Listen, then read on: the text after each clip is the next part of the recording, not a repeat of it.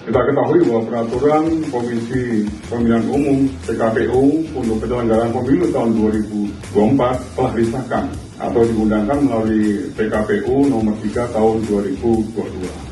Harapan kita juga tentunya di pemilu 2024 dengan kolaborasi, dengan sinergi, dengan kerjasama semua komponen anak bangsa di pesta demokrasi 2024 ini tentunya juga kita harapkan dapat berjalan dengan demokratis, dengan aman, dengan lancar dan juga damai, serta mendapatkan pemimpin bangsa ini membawa negeri ini menjadi negeri yang maju dan sejahtera. Juga kita harus betul-betul menjaga bingkai negara Kesatuan Republik Indonesia ini tetap dalam koridor yang utuh, saling menghormati, saling menghargai, dan terus meningkatkan rasa toleransi kita.